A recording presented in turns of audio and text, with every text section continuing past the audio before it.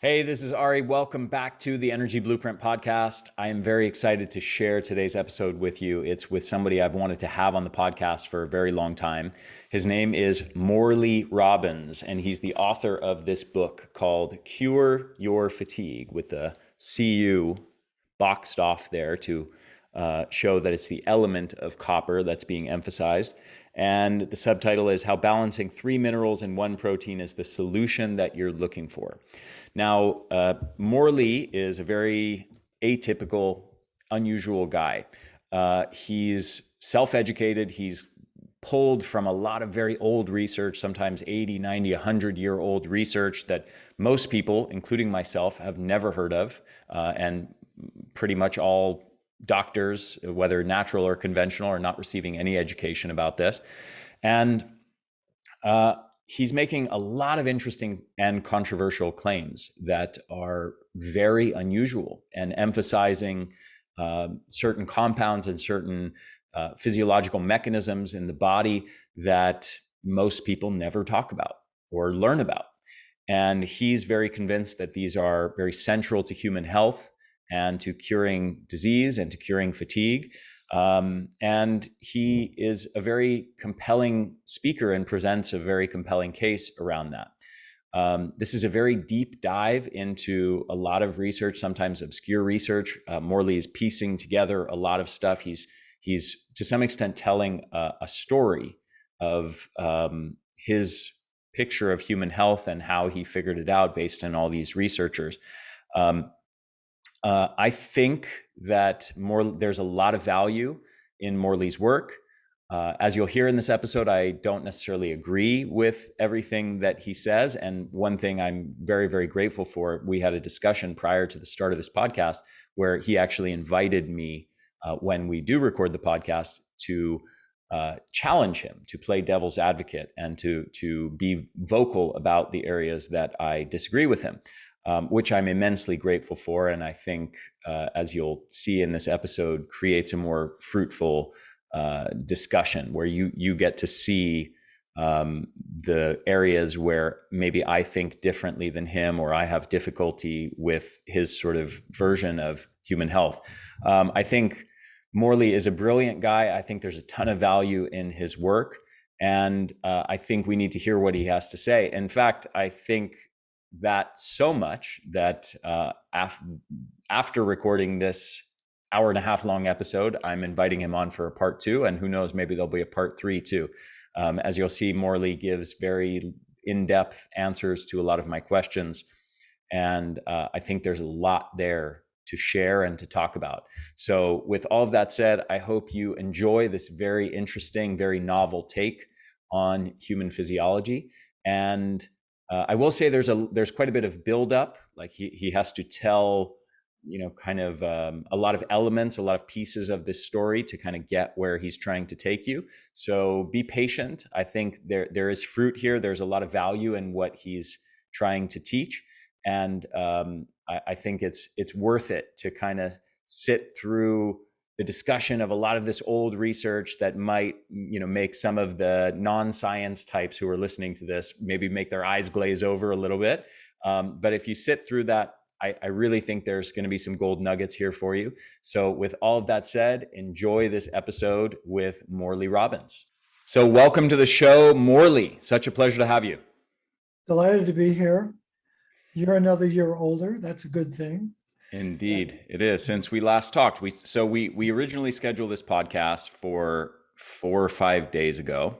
I was having computer dysfunctions, so we had to reschedule till now, which is, as you mentioned, that my birthday just was a few days ago. And thank you so much for texting me happy birthday. I want to tell all the listeners kind of a little bit more about that. So we tried for about half an hour to make it work. My computer kept freezing on us, and then we had to cancel. And then we ended up doing a phone call, and we had a really beautiful discussion talking about what we would do in this podcast that we're about to record. And one of the things that Morley said to me, which I really loved and appreciated, is he invited me to challenge him. He invited me to play devil's advocate and put forth ideas and evidence that might contradict some of what his central claims are. And just immediately that increased my respect for him by tenfold. And I already really liked his work and appreciated his work a lot. So with all of that said, I'm very excited to have this conversation. I also want to mention briefly something I told you, Morley, at the time, which is it's very much natural for me to want to poke holes in people's ideas and play devil's advocate and challenge it. I always try to do that respectfully and politely, and never with an attitude of sort of having a gotcha on somebody. Right. But I will say I have had in the past some instances of a few experts that I've had on the show where they might have said things that I disagreed with a bit, or I was playing devil's advocate. I presented some evidence that contradicted their claims. And some of the listeners actually got very upset with me. Not even the expert that I was interviewing. They appreciated being challenged. Sure. But Right. the listeners who maybe followed this expert and sort of admired this expert perceived it as disrespectful that I would dare to challenge any of their claims. And so I actually have in iTunes, I have a handful of one-star reviews from people who Right. are angry about me doing that with people. So anyway, all of that is to say, thank you so much for coming onto the show and really inviting me to challenge you in this way. And with all of that said, I'm excited to get into this. So Sure. let me start with a quote from your wonderful book, this book right here, which is, you said, in the same way that the sun is the center of the universe, I've come to regard ceruloplasmin, which is a compound we're going to talk more about, as the sun of our bodily universe of metabolic activity. So immediately in this book, you're positioning this compound, which relates to copper, as we're going to get into, as central to the story of human health and human physiology.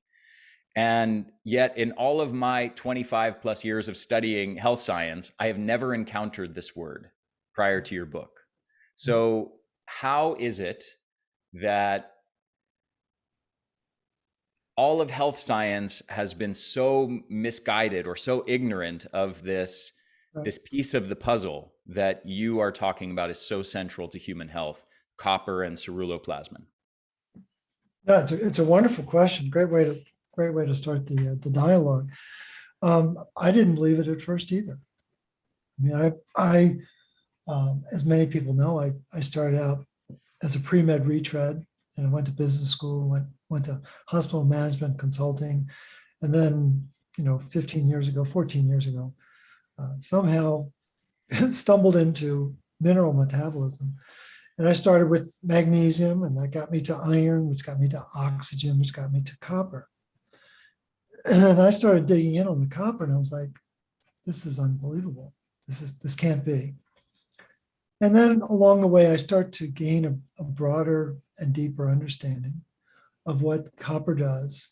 And what was particularly important, Ari, was a conversation I had with, he's a natural health consultant, Michael Greenberg, very talented guy. And we spent a day together. In the course of that conversation, he was telling me that very often people ask him, Michael, what's new? What's new? I want to know the latest. And he said, Morley, what I've learned to do is ask a more important question. What's enduring? What's been around for a long time? And that comment sparked my curiosity. I don't know how it happened, but I went back to the beginning of oxygen on planet Earth. And it hasn't always been here. And I don't want to offend people who have strong religious feelings. I don't know how astrobiologists know this. I don't know how they can prove it. Let's talk about something that happened 3 billion years ago. Really? How are you gonna? but it's an accepted body of science, and we'll just accept it at that. But before oxygen, iron was the dominant metal. It's still the dominant metal on the planet, dominant element on the planet. But it was cyanobacteria in the primordial sea that started interacting with the sun and engaged in what's called photosynthesis. But when you get into the details of photosynthesis, the gearheads would know that there's photosystem 1 and photosystem 2, and actually photosystem 2 precedes photosystem 1. They discovered 1 before they discovered 2. But there's a very important step in between. Copper is what allows the electrons to get from 2 to 1. That's a big deal. Photosynthesis does not work without copper. Ooh. But then what happened was, because of that photosynthesis, oxygen started to get released into the atmosphere. And there's method to my madness. I'm going to get back to your question, but I got to create the right context. But the thing is, when there was only 1/10 of 1%, 1/10 of 1% oxygen in the air, it wiped out 99.9% of life on the planet, because it was all anaerobic. But what emerged at that point, and what evolved from that moment, is called the Great Oxygen Event, or Great Oxidation Event. But what emerged were some very important chemicals. And one of them is this thing called ferroxidase. Ooh. And that's what allows iron to be regulated by copper. Another one was called melatonin, which hangs out inside our mitochondria. You know that. Mm-hmm. And it's a very powerful antioxidant, which digs red light, by the way. Mm-hmm. Yeah. And I'm sure at some point we'll talk more about that. And then there was a third chemical that emerged. It was fascinating. You've probably heard of it. Cholesterol. Mm-hmm. So cholesterol goes back to the beginning of time. And in that moment, I realized, I knew that cholesterol didn't cause heart disease. I was way beyond that. But suddenly I had a very deep understanding that there's way more to the story than we realized. And so I decided to dig in. And what you find out is that the Achilles heel of animal physiology, but certainly human physiology, is copper. It is the most important, but the most vulnerable part of our physiology, because it's very, very tiny. And in the world of traditional Chinese medicine, excuse me, they'll tell you that copper is the general and iron is the foot soldier. We don't have to be in the military to know there's a difference between a general and a foot soldier. And you don't have as many generals. Actually, in the US Army, I was so curious about this. There's 242 generals in the US Army by law. And there are 440,000 troops by law. It's like, okay, that gives us a good understanding of where copper and iron are, because there's 100 milligrams of copper in our body. And there's allegedly 5,000 milligrams of iron, depending upon the author. And there's a big difference between 5,000 and 100. 100 milligrams fits on the head of a 1-inch stick pin, which is not a lot. And so, again, we have this incredibly important metal playing very strategic roles in the body. And there's only 4 things that copper does in our metabolism. Only 4. Creates energy, clears exhaust, catalyzes enzymes, and combats all enemies: bacteria, fungus, virus, and parasites. So we're talking about a very important element, very strategically important element. And who's funding the education of practitioners today? Big Pharma. Mm. And it has for many, many years, many decades. And what you find is, as you get into the research, again, I'm not as excited about the contemporary research as I am going back to 1910, 1920s, 1930s, 1940s. Amazing discoveries back then by luminary scientists, people that you've never heard of. Dr. Hart, LVM, Sachs, David Kylan. Have you ever heard that name? David Kylan? No. Okay. Well, David Kylan was Warburg's nemesis at Cambridge. Oh, yeah. David Kylan was the guy who figured out cytochromes. David Kylan was the guy who figured out that the mitochondria needed copper. Hmm. And Warburg despised David Kylan, absolutely with a passion. And so then you got to understand that the Nobel Committee is a club. It's actually a cult. And the people who get the awards are part of the club. Mm. The people that don't get the awards, not so much, right? And so a guy like David Kylan should have probably gotten 4 or 5 Nobels. Mm. But because he wasn't in the club, he didn't get them. And here's how he got into the Nobel Committee. When Peter Mitchell won his Nobel and was giving his address he's the guy who figured out oxidative phosphorylation. The title of his address, In Memory of David Kylan. Wow. So there's some very interesting politics and shenanigans that goes on. And what I find fascinating is we've got someone like Otto Warburg. He was only nominated 52 times for a Nobel Prize. Mm-hmm. And he only got one because Hitler said one was enough. Most people don't know that Warburg was a German Jew. Mm-hmm. His mother was Jewish. And that was not good back in the 30s and 40s, as you well know. Yeah. And he was protected by Hitler. In fact, the SS had actually come to take him away, and Hitler found out about it and released him with a personal letter. It's a fascinating bit of history, but the point is, what was Warburg's focus? He was all about 3 things. he only studied 3 things. Photosynthesis. He was obsessed with photosynthesis. He was obsessed with oxidative phosphorylation, and he was obsessed with cancer. Mm-hmm. Those were his 3 dominant areas of interest. Mm-hmm. And he wrote, hundreds and hundreds of articles about the mitochondria and about those 3 subjects. How many times did Otto Warburg use the word copper, or Kupfer, as he would have said in German? Mm. You can count on one hand the number of times he talked about Kupfer. But here's one that was particularly important. From 1926 to 1930, a guy named Hans Krebs, you've heard of him, right? Sure. Krebs cycle. Right. Well, he worked for Warburg for 4 years Mm-hmm. in the beginning of his career.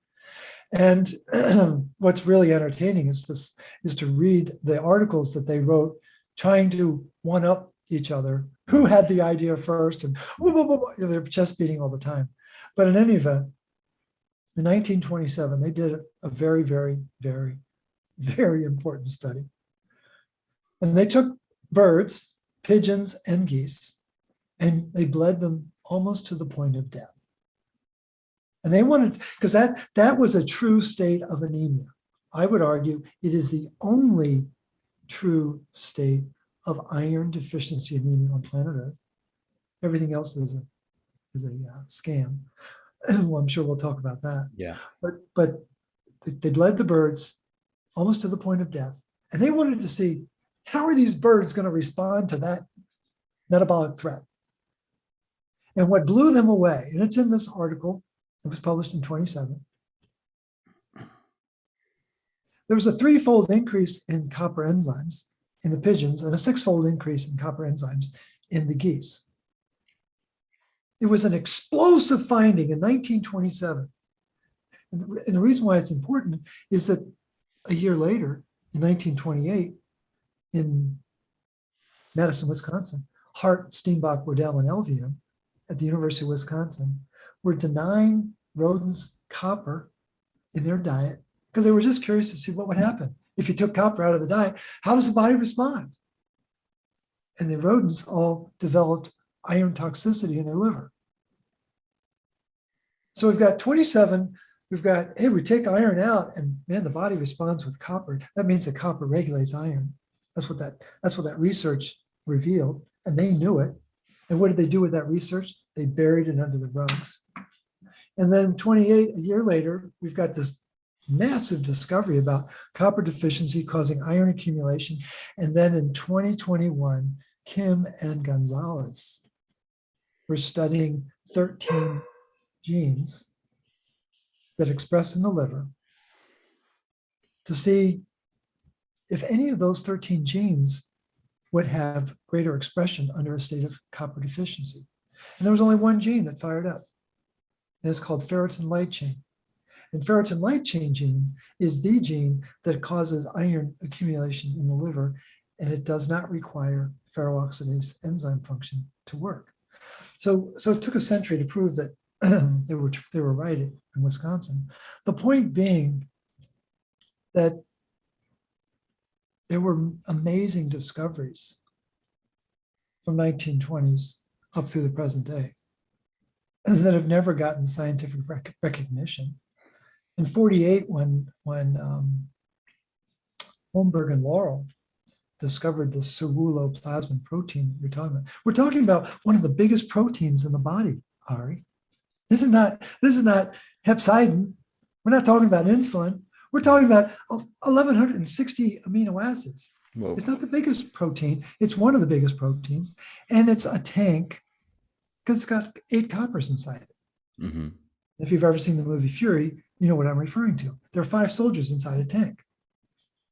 And they all got to do their job. And all 8 coppers are needed to run ceruloplasmin. What's absolutely amazing, though, is that from 1948 to the early 70s, not mid 70s actually, there were 8 copper atoms in the ceruloplasmin protein. Then from the 70s to about 2000, it dropped to 7. And then from the 2000 to the present day, it's 6 copper atoms. Mm. And I've talked to 5 different copper experts around the world, and no one can tell me what happened to those 2 copper atoms. That alone should make the real curious gearheads in your community really sit up and say, wait a minute, what's going on here? And it wasn't that the testing got better or that the optics are better. We're talking about impeccable science in the 40s, 50s, 60s, and 70s. And they knew there were 8 copper atoms in there. Mm-hmm. And then suddenly one disappeared. And then, 10 little Indians, another Indian disappeared. And so the real problem with ceruloplasmin is it has, in the nucleus, it has 20 copper binding sites. Do you even know what that means? It means that it can express 20 different functions. Mm-hmm. It's like, we're not talking about a VW bug here. We're talking about a Rolls Royce that can be a boat and a plane and a rocket. And yet the average person doesn't know what we're talking about. And the average practitioner is kind of yawning right now because I never heard that word before. And I think the mistake that's made in a lot of practitioner circles is they've confused their training with the truth, and they're not the same.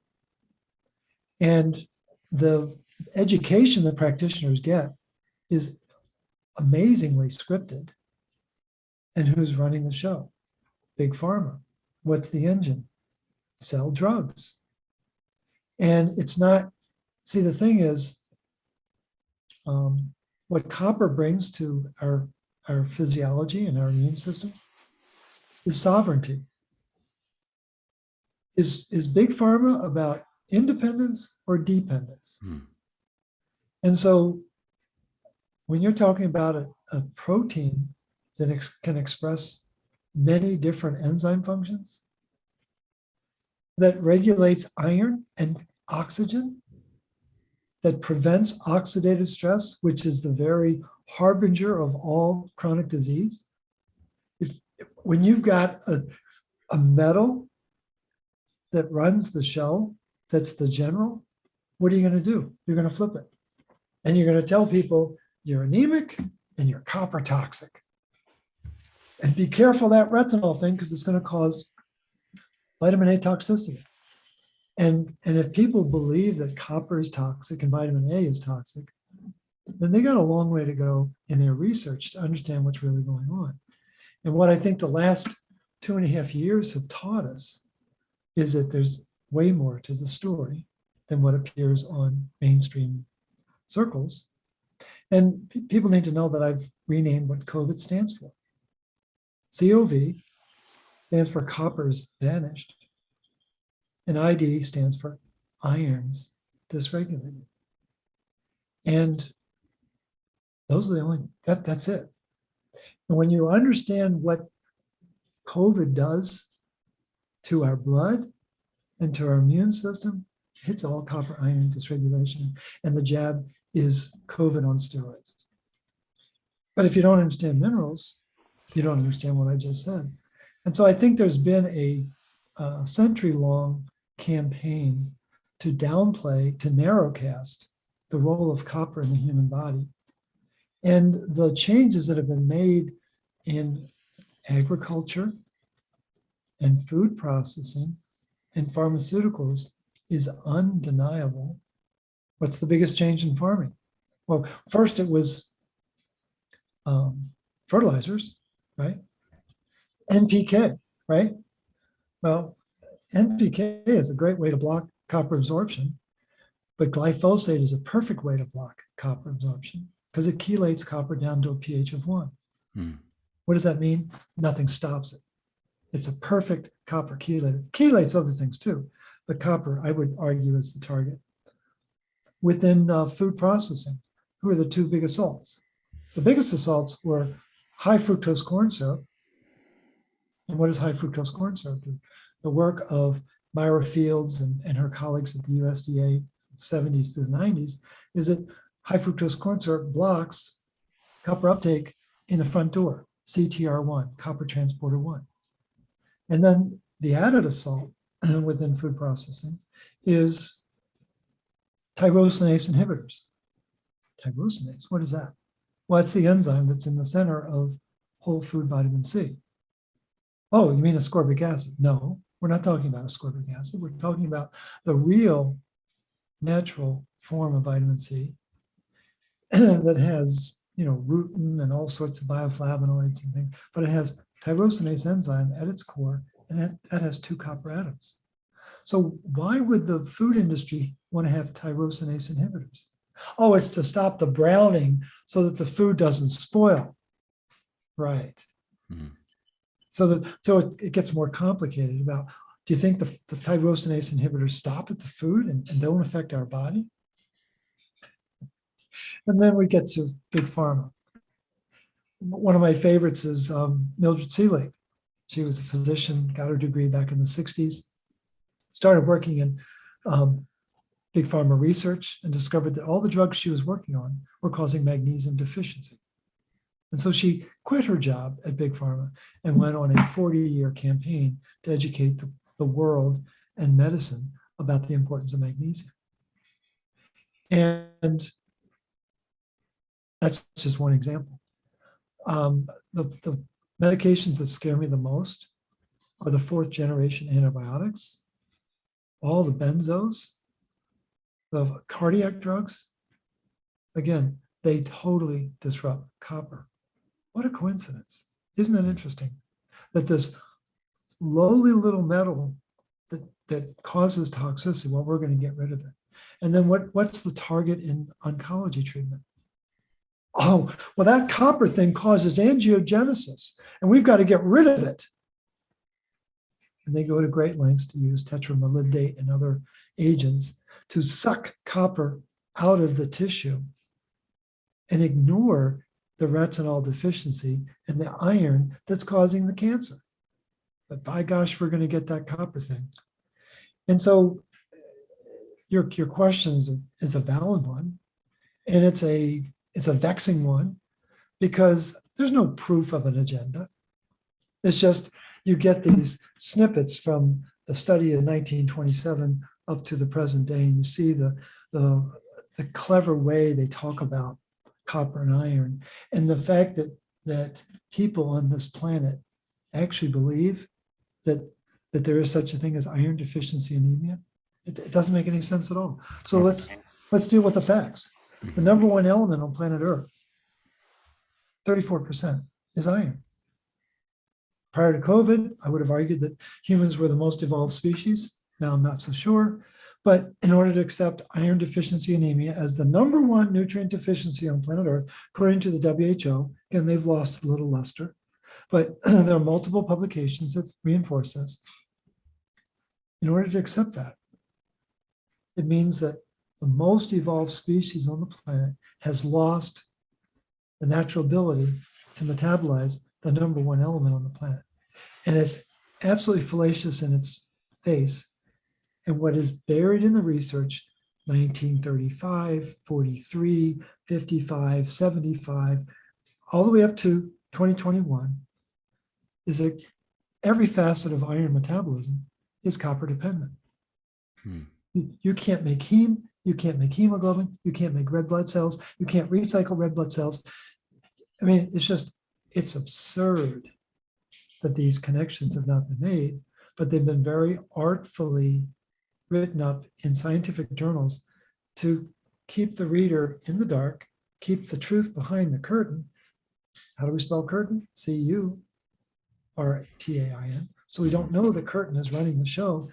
And I know I sound a little bit like a conspiracist, but it's actually not a conspiracy when you can prove the methodical treatment of this metal through the ages. So I think it's a really important question, but to me, it makes perfect sense. If the business model of medicine is to sell drugs, the last thing I want in patients is enough copper to keep oxidative stress at bay. Because then the symptoms won't show up.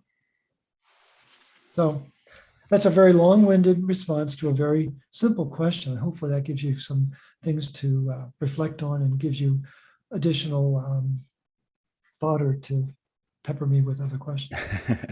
Indeed. Yeah, I mean, there's a lot in there. I feel like we need 3 or 4 hours to adequately discuss every facet of that. But let me ask a question. So it's central, obviously, to your book and the work that you do, that copper is very important, as you just outlined, and you argue that this information and the importance of copper in human health has been not only systematically suppressed, but has been, I mean, treatments have been developed with the idea that it further depletes copper in the body. So leaving that aside for a second, you've certainly made a compelling case for copper being central to health. But couldn't a similar case be made for, let's say, magnesium, which is involved in hundreds of reactions at the cell level, and deficiencies are common? Or couldn't it be made for something like selenium or manganese or zinc, or maybe vitamin D is a big one, which regulates or influences the regulation of over 2,000 genes and plays important roles in musculoskeletal health and immune health and many aspects of human health. Couldn't one make a similarly compelling explanation for why vitamin D is the big driver of disease? Why is it, what is the evidence that has led you to focus on copper dysregulation specifically as the big driver of chronic disease? No, it's a great follow-up question. I think what's missing in healing is an understanding of metabolism, and that what runs the immune system is energy and intelligence. And it's undeniable the role that copper plays in producing energy. I mean, when you begin to piece apart the mitochondria, as I'm sure you have,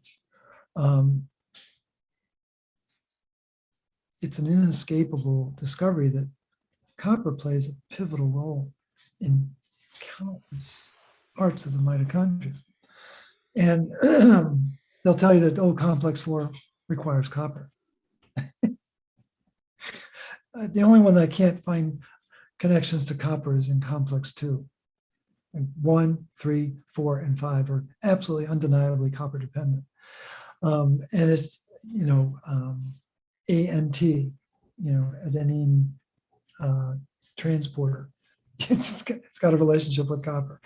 I mean, it's just, and the fact that Paul Cobain at Auburn University was able to prove using a yeast model, and yeast cells and human cells are, the yeast is a model for the human cell. I don't know whether people know that or not, but basically what the way they describe yeast is mini mammals, the mitochondria inside the yeast is very representative of our mitochondria. And what Paul Cobain was able to prove in 2004 and 2006 is that there's 50,000 atoms of copper in the matrix of the mitochondria. Well, that begins to open up some new avenues. But again, I think it really revolves around energy. And to me, if you were to ask the average doctor or average practitioner, how is energy made in the body? It would be a very uncomfortable conversation, because I don't think they could really explain how the electrons move down the complexes, or the role that copper plays in complex 4 to turn oxygen into water, which to me is the most important enzyme transaction on the planet, turning O2 into 2H2O. And when that happens, it happens because the pH is 7. That's real important. And it releases 3 ADP, so they can go over to complex 5 to become 3 ATP. But let's be technical, it's actually 3 magnesium ATP, right? And the magnesium is what stabilizes the ATP, and it's between the second and third phosphate group. What a lot of people don't know is that complex 5, ATP synthase, it's spinning at 9,000 RPMs. Okay, that's 150 cycles a second. And so the mechanics of this are incredibly dependent on sustainable energy production. And we've got 40 quadrillion mitochondria in our body. And the image that we have from our high school biology class of the cell, that drawing of the cell and what had 1 or 2 mitochondria, what people don't know is that was drawn by Walt Disney. It has nothing to do with reality. And it's a complete farcical representation, because the average cell has 500 mitochondria. Average liver cell, 2,000 mitochondria. Kidney cell, 4,000. Heart cell, 10,000 mitochondria. The myocarditis that people are having, they don't have the mitochondria, and they don't have the copper inside the mitochondria to run their heart. It's very simple what's going on. We get to the mature egg in a woman's body. 600,000 mitochondria in a mature egg. And their brain cells, especially in the substantia nigra, very much involved in Parkinson's disease, that have 2 million mitochondria. And so all of these mitochondria have a primary focus. Let's make energy. But it isn't just energy. They are making heme, they're recycling calcium, they're recycling urea, they're involved. It's an absolute exciting process that they're engaged in. And we've got 40 quadrillion involved in this. And when they begin to wobble and we start to have fatigue, which is why the book is called Cure Your Fatigue. Again, when we put things in an energy paradigm, our body is really designed to stay in balance based upon its ability to make energy. So if you've ever been on a boogie board and tried to stay in balance, it takes a lot of energy to do that. Your legs are constantly working to stay in balance. You go this way and that way, there's no energy required. We're out of balance, right? And when we get sick, we're out of balance. Energy production is down. So to me, what I did was I kind of flipped the paradigm, and I said, let's ignore the enemies and let's ignite the energy. And I've looked, Ari, I cannot find a metabolic role for vitamin D to make energy. And vitamin D is a very important nutrient, storage form, active form. But all of the attributes of vitamin D are really misplaced because it's not storage D that's doing it. It's active D. And active D doesn't work by itself. It works in concert with the vitamin D receptor, which is magnesium dependent. And it works with a very important nuclear receptor called RXR, which is critically important retinoid made from retinol. And so the worldwide obsession that people have with vitamin D function is based on a triad that's based on an active molecule of D, BDR, and RXR, but nobody likes to talk about that. And there's a wide difference between the fluctuating presence of storage D in our body based upon where the sun is in the sky and the active D, which is constant. But what I think it's important for the listeners to understand is that as important as vitamin D is, I would argue that vitamin A, retinol, is probably 100 times more important because it serves roles not just in our immune system, but for making copper bioavailable, and its action with the ion pumps ATP7A and ATP7B, through its actions to really prevent inflammation, and the work of Dr. Hammerling in 2016, where he was able to prove that the signalosome, that's part of the respirosome, that's within the mitochondria, is absolutely dependent on retinol because the electron rides down the backbone of the retinol tail, which I think is absolutely amazing. And so these other nutrients that you're bringing up are important. There's no question they're important. But in the same way that I've got a triangle, adorning my head, I think the nutrients are set up that same way. Mm-hmm. And I would argue pretty strongly that at the very top, very tippy top of the pyramid is copper. Why? Because it is the only element on the planet that regulates iron and oxygen cleanly and consistently in our body.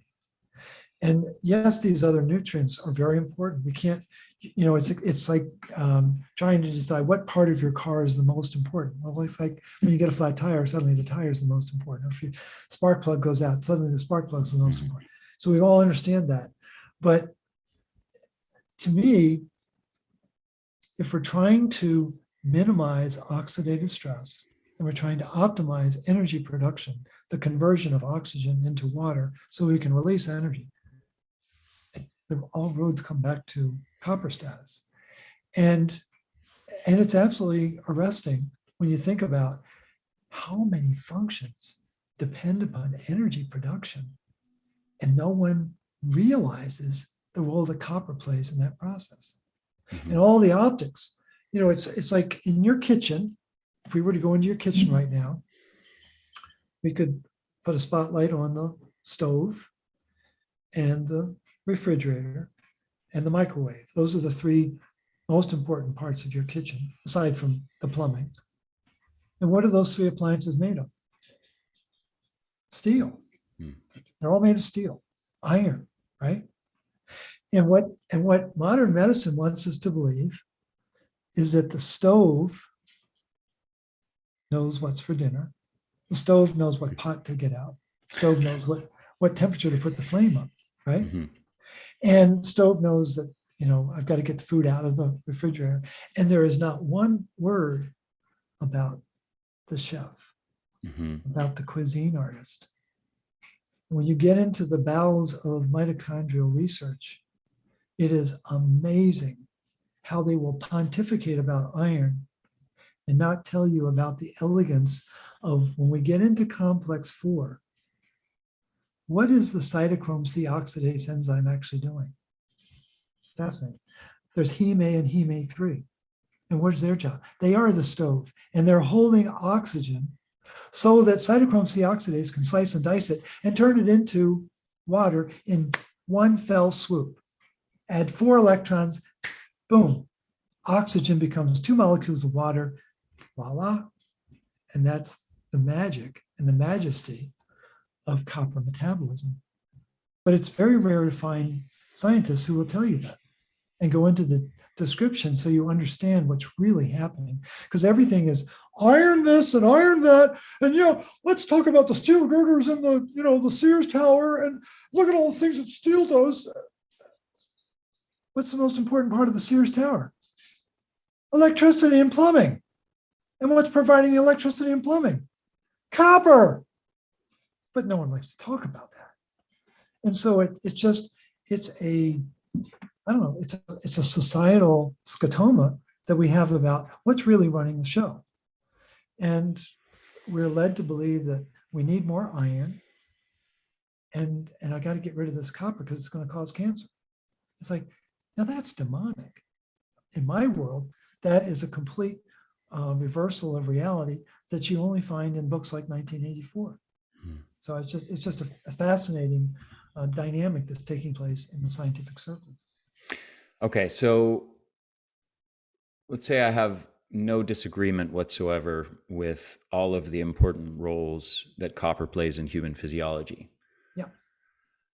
In general, I would say that I have some aversion to this looking at health purely through this kind of biochemical mechanistic lens. And I'll tell you why I do. I have seen over many years, 25 plus years of studying health science, many, many people make all kinds of extremely compelling arguments, extrapolating from the biochemical sort of mechanistic level, at the cellular level. Oh, this thing does this, therefore this thing is the thing that controls human physiology.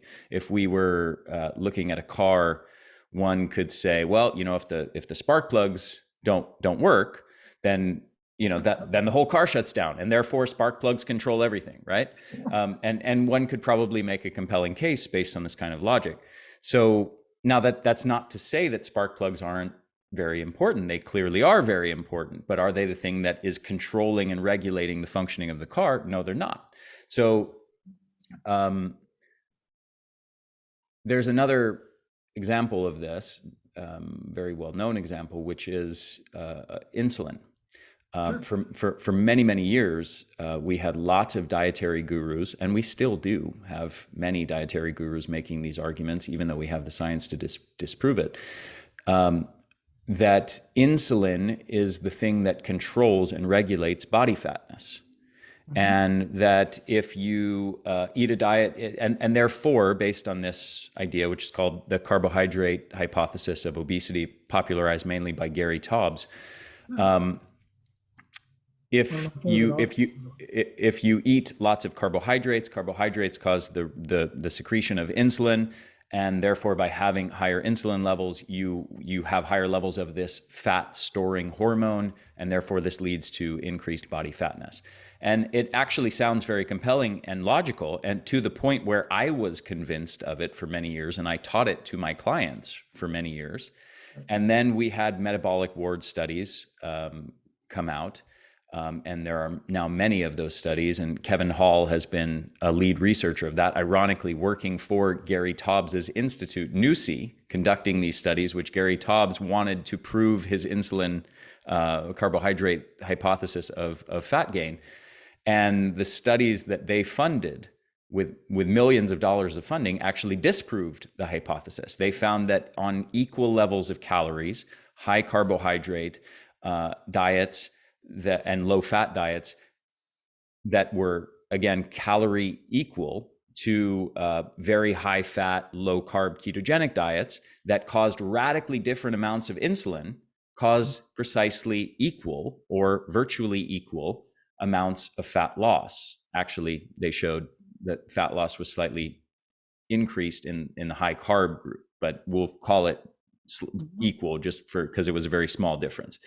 Right. So, and since then, there have been many other studies that have consistently shown and replicated this finding. And we know that, in fact, insulin does not regulate body fatness. And yet we had literally people writing books and hundreds, thousands of dietary gurus out there preaching this hypothesis as if it's fact, and talking about insulin regulating body fatness. And this is the big thing. If by lowering your carbs, you lower insulin and therefore you lose fat, yada, yada, yada. And it's simply not true. And we have the science to show it's not true. Yet people can present this logic in a compelling way that makes it, sound logical and makes it sound like it is physiological truth.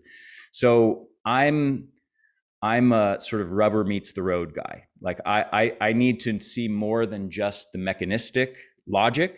I need to see the actual evidence that in the big picture level, okay, we know that copper deficiency or copper dysregulation is clearly the driver of cancer or the driver of neurological disease or the driver of chronic fatigue and so on. So what is that evidence from your perspective?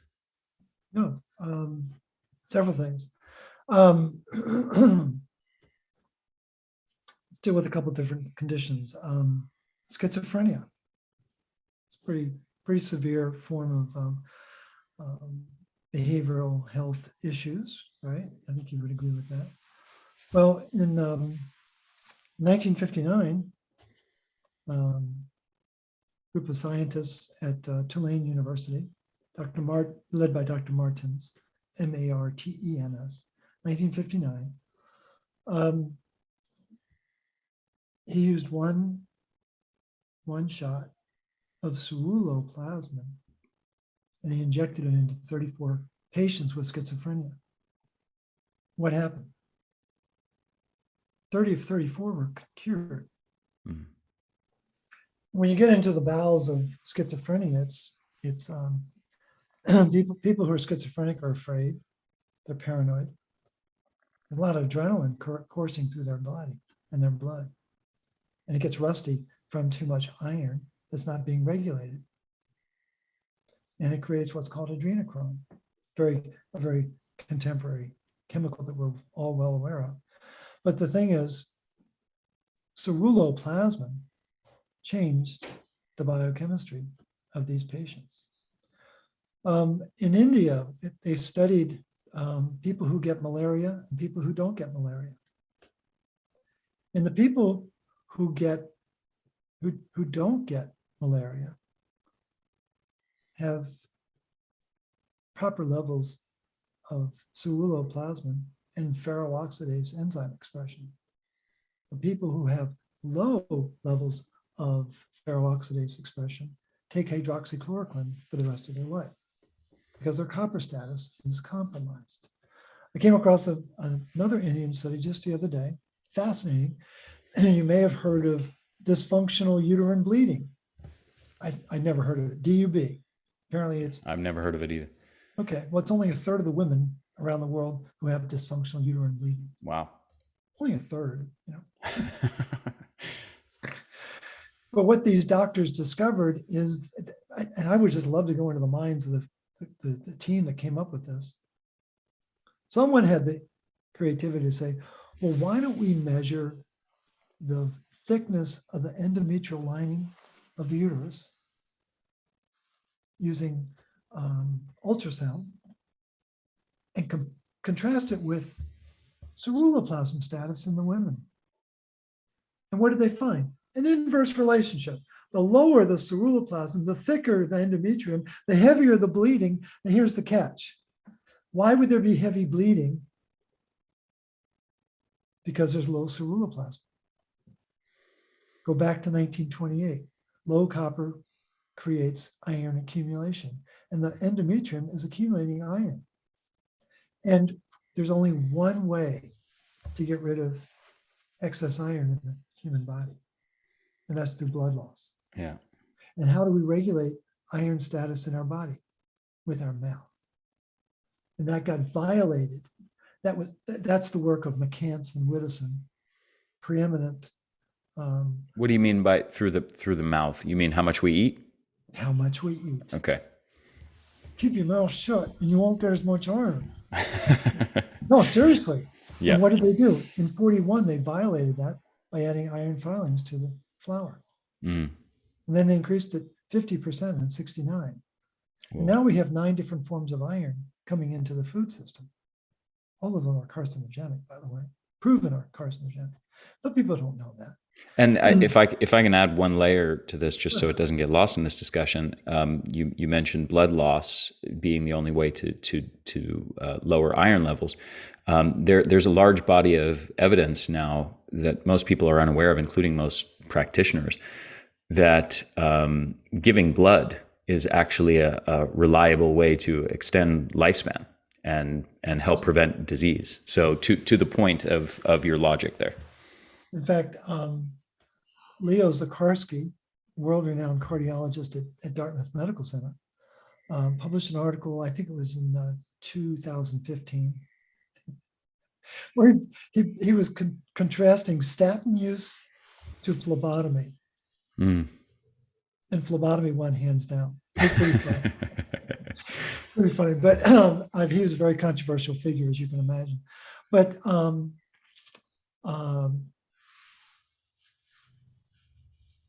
there's other studies that are very important to think about. So we've got the schizophrenia, we've got the TB or malaria, we've got this heart study. One of the great findings is that I'm blanking. My mind's drawing a blank on his name right now. I'm kind of embarrassed. But the point is, he was a cardiologist, MD, PhD cardiologist. And what he studied was the correlation between copper status and heart events. And what he identified, and it's a very important article he wrote in 2016. And I'm going crazy trying to think of his name right now, but don't worry about it. If you think of it later, we'll link to it in the show notes. That's right. But the thing is, he was able to identify 80 anatomical, chemical, and physiological defects in a copper deficient heart. So let's come back to Gary Taubes, because one of my favorite books of all times is Good Calories, Bad Calories. I thought that was one of the best books I'd ever read. And it's one of my least favorite. All right. Well, that gives us something even more to talk about. Yeah. But the thing is, in the 40s, they knew how glucose got in the cell. Mm-hmm. It had nothing to do with insulin and everything to do with copper. Mm. So when do hormones show up? When there's a mineral deficiency, when we got to correct a problem. Hormones don't run the body. That's modern jujitsu in a world of convention. And again, I agree with you on that point. And actually, I'd like to ask you something related to that. So, the way that I like to understand human health and the generation of disease, or the generation of dysfunctional physiology in the body, is I think a bit different than you. So I understand things. I like to look at things through layers. And so if we're looking at, let's say, the last 100 years or 200 years, we've seen in modern Western societies in North America and Europe the emergence of all kinds of disease epidemics, the emergence of obesity and diabetes, the emergence of neurological disease, cancer has skyrocketed, heart disease has skyrocketed. Most of these things, and the list goes on, of course, to many other conditions, gut issues, IBS, and Crohn's disease, all kinds of things. I mean, we could list dozens of things there. Just cancer by itself consists of dozens of types of cancer. And if we look at these things 100 years ago versus today, the incidence, the prevalence has skyrocketed. If we look at hunter-gatherer societies, including ones that exist today, still in the world in places like Africa and South America, and traditional societies in the South Pacific, most or all of these diseases are non-existent. Okay, so we know that these diseases are clearly driven by the modernization, the westernization of societies. They're clearly driven by the introduction of processed Western diets. They're driven by sedentary lifestyles. They're driven by circadian rhythm, dysregulation from artificial light at night. They're driven by lack of exercise, lack of exposure to hormetic stressors, heat and cold, Right. food overabundance, right? There's many things that we know, environmental toxicants, of course, sun deficiency, not enough sunlight exposure, and so on. And these are at the environment and lifestyle level. Now, I conceptualize these things as causes of physiological dysfunction and disease. Right. And then we can look at the next layer down, which is what are the mechanisms of what is happening in our body in response to this non-optimal lifestyle and environment. And we can talk about, okay, vitamin D deficiency results, or we've got magnesium deficiency, we've got gut microbiome dysregulation, we've got excess fat gain, which is increasing low-grade inflammation and driving insulin resistance, right? And so on. And there's dozens of other mechanisms that we could add to that list. Right. So I actually really like your work. I don't want that to get lost in this discussion, but I want to play devil's advocate here. So where you lose me a bit is when you talk about mineral dysregulation in the body as the cause, the primary cause of disease, where it's not being sort of grounded in the context of how mineral dysregulation is resulting from those causes at the lifestyle and environmental level. So convince me why mineral dysregulation and sort of copper ceruloplasmin deficiency is the cause of most chronic disease. Do you get what I'm saying? Oh, yeah. No, I get it.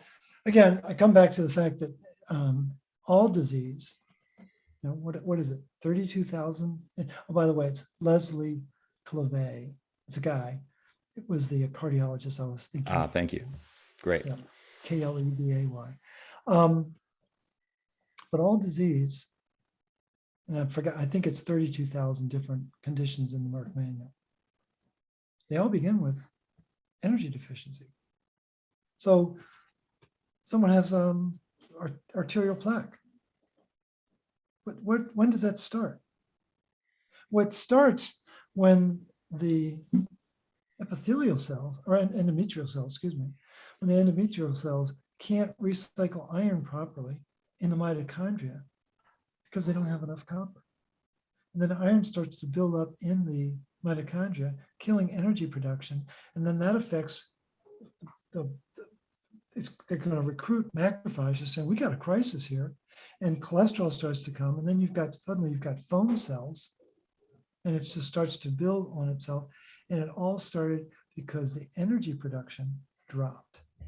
100% of it was triggered by, I don't care what condition you're talking about, it starts with a wobbling of energy.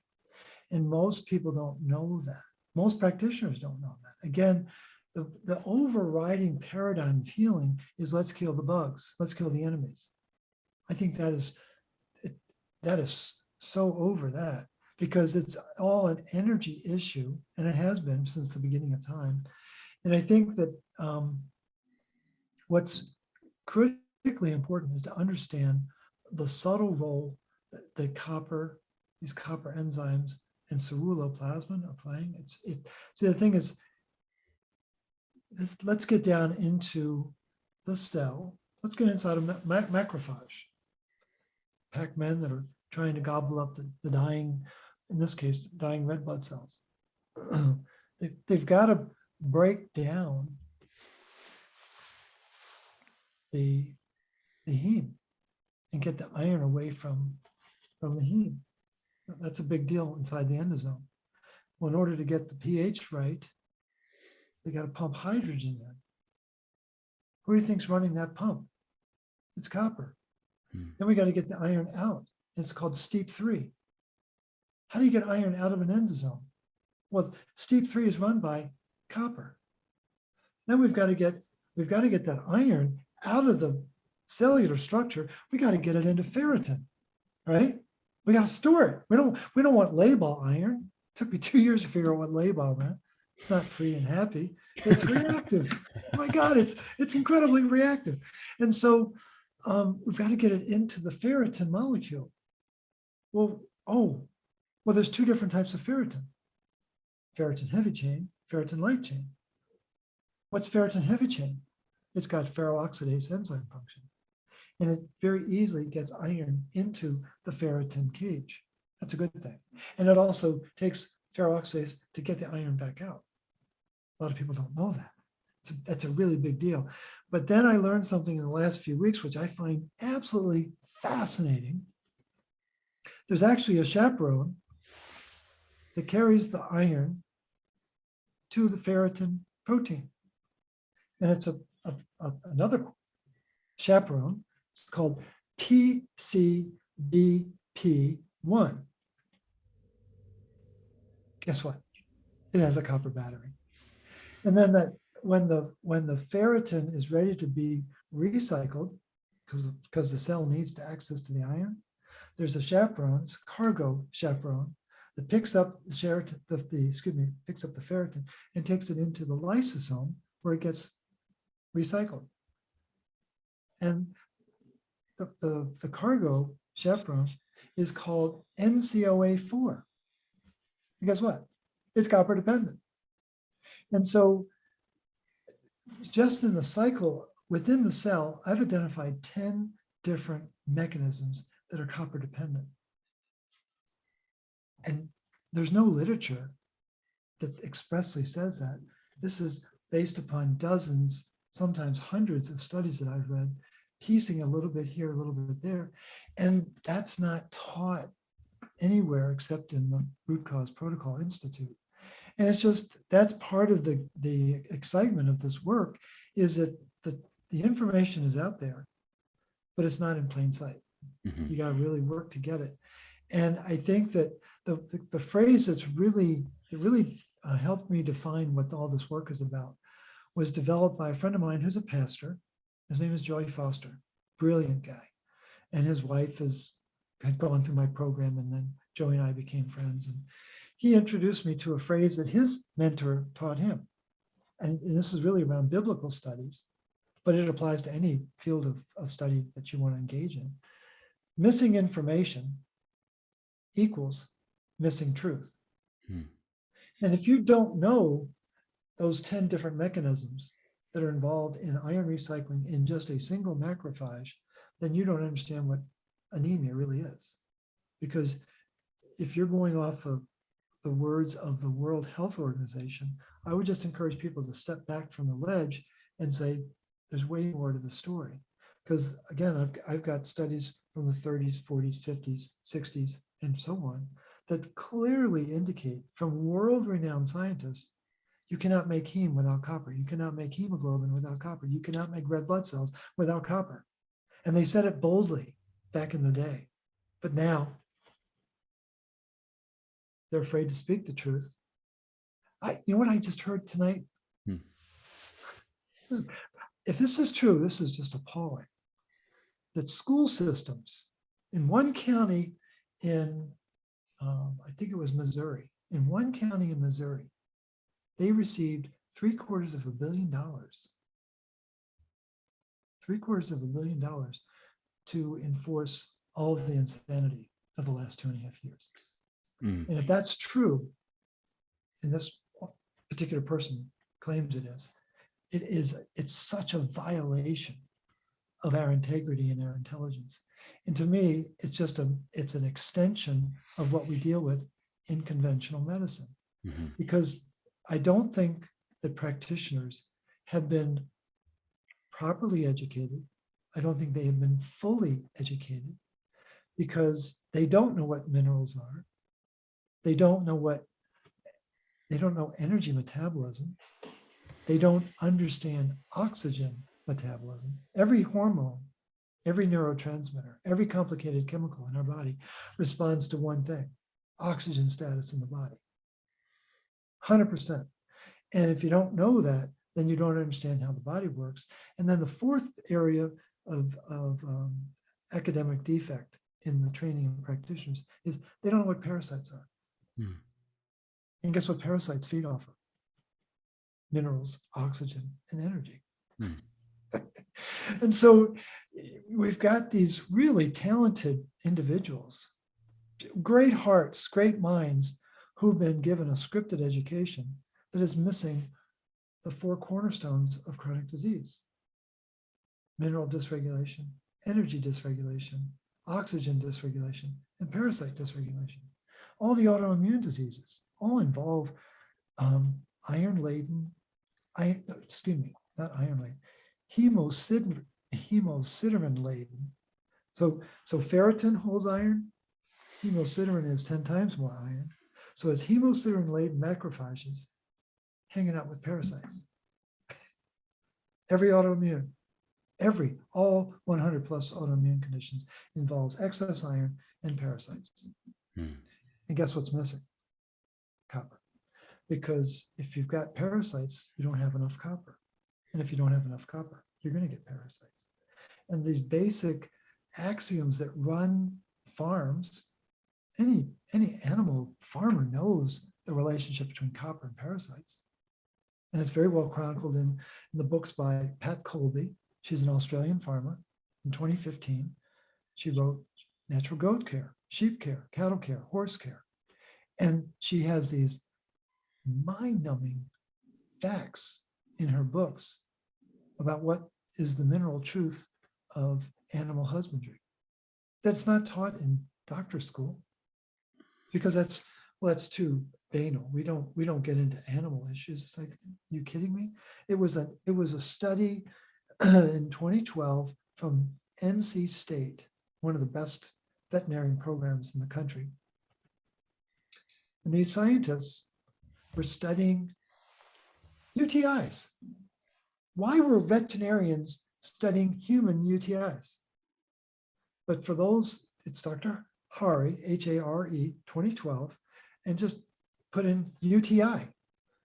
And when you get to figure 12, it'll blow your mind, because it explains in excruciating detail how copper and ceruloplasmin stop the UPEC pathogen, put iron in handcuffs, and stop the infection. And it's a beautifully written article, but you got to work to get to figure 12 to find out the truth of what's causing UTIs.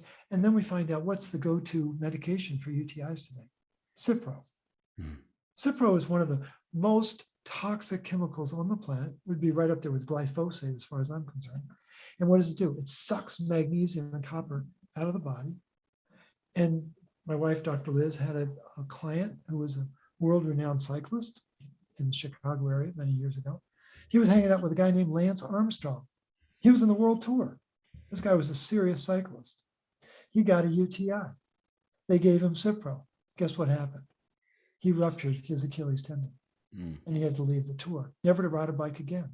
Mm-hmm. He could never regain his stature because the doctor did what's called best practice, and best practice is to give Cipro. I don't care about best practice. I want natural practice. I want the best that nature has to offer. And I would argue vehemently, and I really am enjoying your intense, sincere, and challenging desire to get into the weeds of all this. I really value the exchange, and very few. Likewise, very few, feelings very mutual. Yeah, very few people have taken the time to have this kind of dialogue. But the important thing is, if you don't understand nature and what Mother Nature designed our body to do, if you don't understand what the phrase innate intelligence is based upon, then you don't really understand metabolism and physiology and the natural process of energy production in our body. I agree completely with that. Morley, so here's the practical, logistical challenge I'm running into at this moment. I have to get to another podcast in about 4 minutes. So it sucks to be you. And yet I also feel your work is very important and is important enough to warrant a second podcast. I would love So we need to do that. a part two here. Okay. We need to We need get part three. We into, might even need three. yeah, we might, and I'm totally open to that actually, Right. because you are, uh, uh, what's the right word? I was going to say, you're an unusual guy, but I didn't want that to be taken in the wrong way. I mean it in the best of ways, meaning No, no, you no. have an unusual body of knowledge that you're talking about all kinds of things that no one else seems to be talking about. So I think What I we meant, do need to build that out okay, more, what and I, I want to have more discussions with you. okay, So here's what I'm thinking. I've got 3 minutes.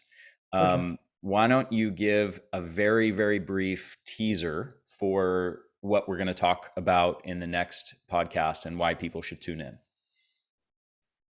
I think what would be a really important topic for us to talk about is when I say there is no such thing as anemia on planet Earth, I'd like to be able to back that up. Okay. Because I think it leads to a lot of very bad decisions and a lot of bad disease. And I have a lot of things to say about it. So I think that'd be kind of fun. But I don't believe there is such a thing as iron deficiency anemia. I think it's all anemia of chronic disease. And therefore, all these people who are being diagnosed as anemic, which is a huge portion of people, and being prescribed iron, you believe that's incorrect, Completely. a counterproductive prescription for those people. Absolutely. Yep. Okay. You're welcome. So we'll talk about that definitely. And then that might take up all of part two, who knows? But I also want to make sure that we talk about your root cause protocol. And I want to make sure we talk about fatigue and how you are doing this.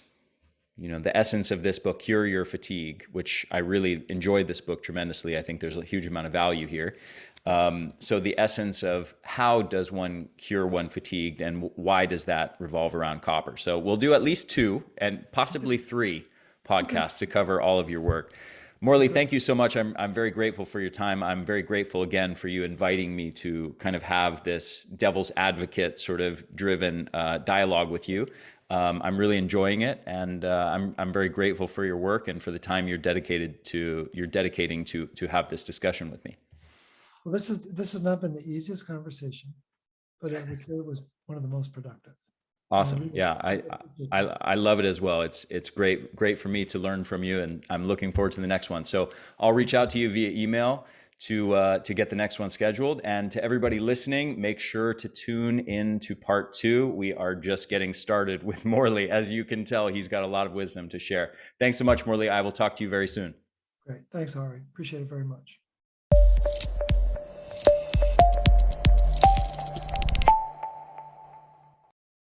Hey there, this is Ari again. Thank you so much for listening to this episode. I hope you enjoyed it. If you did, if you found it valuable, please share it with your friends, share it with your family, help me get the word out there. Also, if you're on YouTube, make sure to hit the subscribe button and hit that little bell to get notifications every time we release a new video or new episode of the podcast. And if you're listening to this, make sure to subscribe to this podcast on iTunes or on your favorite podcast app. Thanks so much for supporting my work at the Energy Blueprint. I hope you enjoyed this episode. I will see you in the next